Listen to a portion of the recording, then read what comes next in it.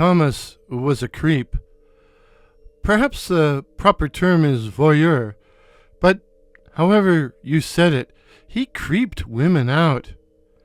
Now, Thomas liked women, or at least was attracted to them in a carnivorous sort of way, and their universal antipathy saddened him. But if holding a torrid lover in his hungry arms, wasn't going to happen, well, a guy could always go window shopping, and not just on the net. Thomas became a master of the creep shot, taking pictures and videos of unsuspecting and scantily clad women. But what he liked best was his new hobby, what he called bird watching. Thomas had picked up a pair of binoculars at a garage sale for $20, and they turned out to be good ones, made in the Czech Republic. And plenty good enough for his purposes. Window peeping. Thomas lived in an apartment complex surrounded by other buildings, and after dark he would train his glasses on lighted windows. And wow, just wow. It always amazed him how some people who lived in apartments never closed their drapes.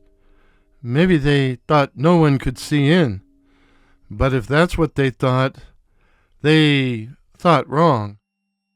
One woman in particular, she wasn't much to look at, but Thomas knew her body intimately, as unlike the other women he visited, this one never bothered with clothes. She would parade around in her nature's own all evening, and Thomas would watch in morbid fascination until she finally turned out the lights. Show's over. For now. And then, one day, he got the note in his mailbox. It came in a blank envelope. The note was written in pencil on lined paper, torn from a notebook.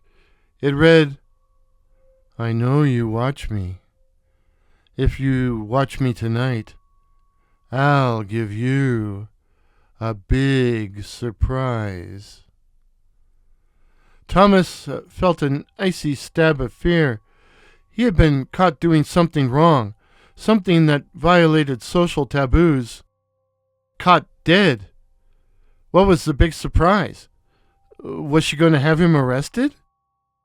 But then the fear was replaced by an icy stab of anticipation. Maybe she was going to put on a show for him.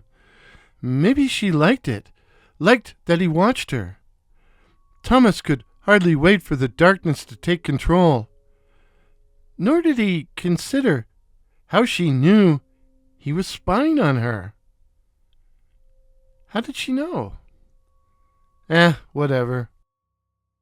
Eventually, night came. It always does. And as soon as the lights went on in the familiar windows, he trained his glasses on them, realizing, to his amusement, that his mystery woman lived on the 13th floor. His first glimpse was a disappointment. The young woman was fully dressed, and because of the clothes, Thomas took a better look at her and realized she really wasn't that hot. Her face was thin, the chin almost pointed, her skin acne-scarred, her dark hair was greasy and tangled, and her eyes were a bloodshot red. Thomas was surprised by all the clothes, but hoped it was the prelude to a striptease. That would certainly spice things up. Well, things got spicier, but not in the way Thomas had anticipated.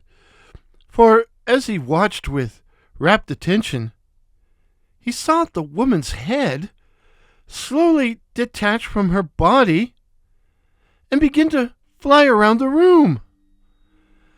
He continued to stare in horrified fascination until the lights went out.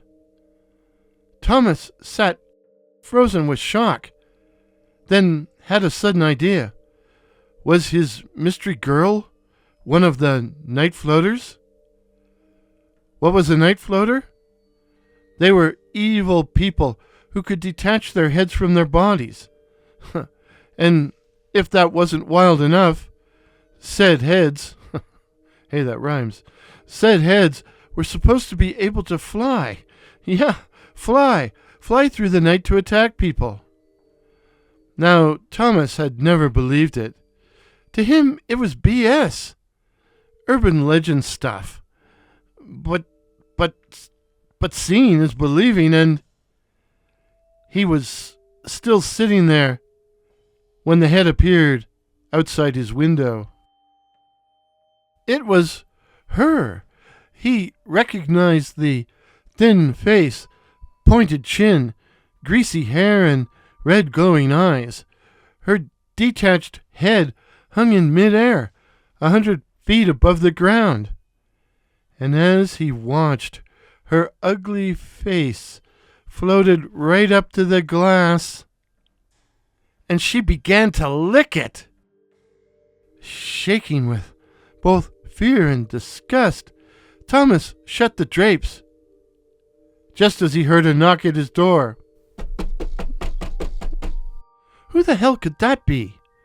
For a moment, Thomas worried it might be the cops, but only for a moment. What the hell could they do? It wasn't illegal to own binoculars. Then again, maybe it was just some asshole wanting to borrow a cup of sugar or something.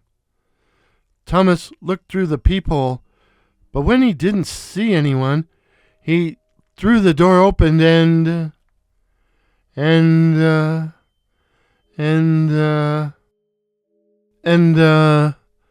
she, or a woman, or at least a woman's body, stood in the hall. The body had no head, as its head was currently floating outside his window. Thomas was about to slam the door when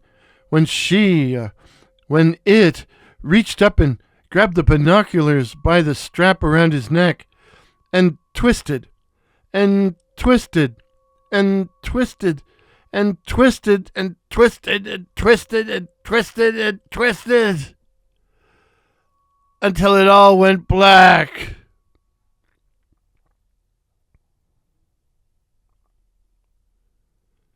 Thomas was eventually found because of the smell.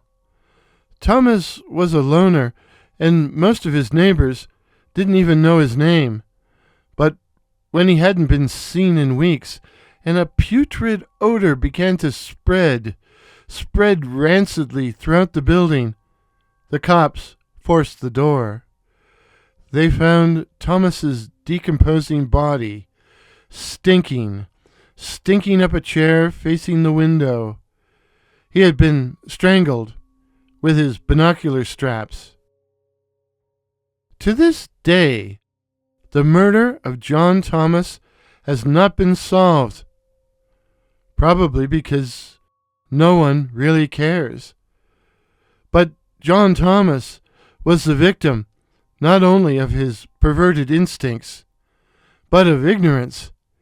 He didn't know the night floaters were real, and so he also didn't know, to quote an expert, that in addition to detaching their heads, the night floaters could, quote, animate their headless bodies and use them to chase and strangle victims.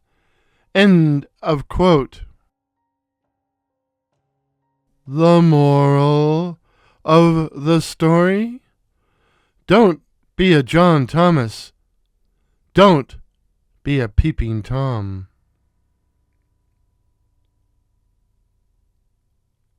If this is your first visit to my channel, please consider subscribing. My name is Warren, and I write and tell original ghost stories and original horror stories featuring such cryptids as the Night Floaters, werewolves, and the Black-Eyed Children. So again, please consider subscribing. Please help me to reach my goal of 2,500 subs. Till midnight. Cheers.